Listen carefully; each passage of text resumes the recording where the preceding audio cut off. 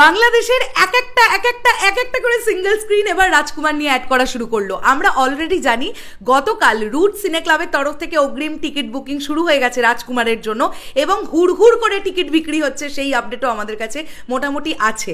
আরও অথেন্টিক কিছু আপডেট তোমাদের কাছে প্রোভাইড করার চেষ্টা করব। কিছু ঘন্টা ধৈর্য ধরো বা একটা দিন হয়তো তোমাদের ধৈর্য ধরতে হবে, সেই বিষয়টা নিয়ে পরে কথা বলবো, না হয় পরে তোমরা জানবে ব্যাপারটা নিয়ে। কিন্তু এখন আমরা যে ব্যাপারটা নিয়ে কথা বলবো মূলত দুটো বিষয় নিয়ে কথা বলবো। রুট সিনে ক্লাবের কথা আমরা জানি, এখন আমরা ইতিমধ্যে দাঁড়িয়ে জানতে পারলাম, এক্সক্লুসিভলি তোমাদেরকে জানাই, শ্যামলী সিনেমা হলও কিন্তু সাকিব ভাই আর রাজকুমার নিয়ে অলরেডি তাদের ফেসবুক পেজ থেকে অ্যাড করে দিল। এবার কোন সময় কোন টাইমে শো পাচ্ছে তারা বা কোন টাইমে চলবে সেটা এখনও দেখতে পাওয়া যায়নি, এখনও জানতে পারা যায়নি। জানা মাত্রই তোমাদেরকে জানাবো। ঠিক প্রিয়তমার সময় যেরকম ডে বাই ডে পুরো ঘন্টা ওয়াইজ ঘন্টা তোমাদেরকে আপডেট দিচ্ছিলাম হলের, ঠিক সেইভাবেই রাজকুমারের সময়ও একইভাবে আপডেট কিন্তু তোমরা আমাদের চ্যানেল থেকে পাবে। তার জন্য তোমাদের যেটা করতে হবে, যারা এখনও আমাদের এই পেজটাকে ফলো করোনি কিন্তু ভিডিও দেখো, প্লিজ তোমাদের কাছে অনুরোধ করছি ফলো করে দাও। আর যারা ইউটিউব চ্যানেল থেকে দেখছো প্লিজ তোমরা একটুখানি সাবস্ক্রাইব করে দিও যদি এখনও সাবস্ক্রাইব না করে থাকো। শ্যামলী সিনেমা হল অলরেডি রাজকুমার নিয়ে অ্যাড করে দিল এবং আমরা জানি যে যদি এটা হয় যে টোটাল সব মিলিয়ে স্থায়ী অস্থায়ী সব মিলিয়ে যদি 160টি সিনেমা হল হয় ঈদের সময় বাংলাদেশে, 120টা হলই কিন্তু সাকিব ভাইয়ার দখলে, এটা আমরা সবাই জানি।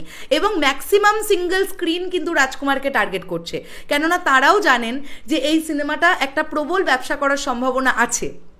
আর অনেক সিঙ্গেল স্ক্রিন তো এরকম আছে যে সিঙ্গেল স্ক্রিনে সাকিব ভাইয়ার ছবি ছাড়া আর কোনো ছবিই তারা চালান না, কেননা তারা ওপেনলি বলেন যে দর্শক হয় না, তাই জন্য আমরা চালাই না, বেকার ইলেকট্রিক বিল পুড়িয়ে কি হবে। তো সেই জায়গাটা থেকে এই যে এতগুলো মাস যে সিনেমা হলগুলোই বন্ধ ছিল, তারা আবার তাদের গোটা বিজনেসটা করে নেওয়ার জন্য আসছেন এবং তারা সম্পূর্ণরূপে প্রস্তুত।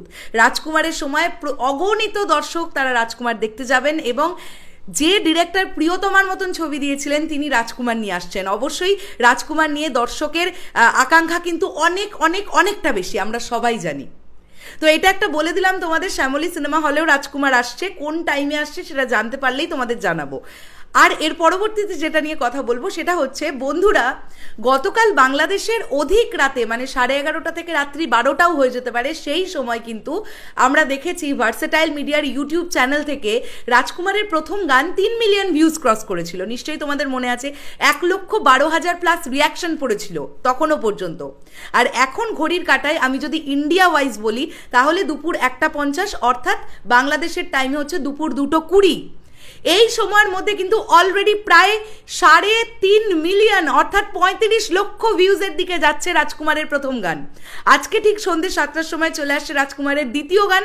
এখন এটাই দেখা যাক যে দ্বিতীয় গানটা আসার পরে প্রথম গানটার এই রেকর্ডগুলো অব্যাহত থাকতে যায় কিনা। দ্বিতীয় গানটা চলে আসার পরে দর্শক মহলের টোটাল ফোকাসটা দ্বিতীয় গানের প্রতিই চলে যায়, নাকি দ্বিতীয় গানটা শুনতেও তারা প্রথম গানটা শোনেন। এইটা কিন্তু একটা প্রচণ্ড রকমের দেখবার বিষয় এবং ভাববার বিষয়। এটা যদি হয় যে দ্বিতীয় গানটাও যেমন ভিউজ কালেক্ট করছে, প্রথম গানটাও তেমন ভিউজ কালেক্ট করছে, এটা কিন্তু একটা বিরাট ব্যাপার হবে। আর আমার মনে হয় যে সাকিবিয়ানদের দ্বারাই এটা পসিবল। তো শেষ করলাম ভিডিওটা, এটাই জানাতে এসেছিলাম। দেখা হচ্ছে আবার খুব শিগগিরই নতুন কোনো ভিডিও নিয়ে। আর বরবাদ গানটা নিয়ে তোমরা কতটা আশাবাদী সেটা অবশ্যই কমেন্ট করে জানাও। তাহলে এখনের জন্য সকলকে বললাম টাটা।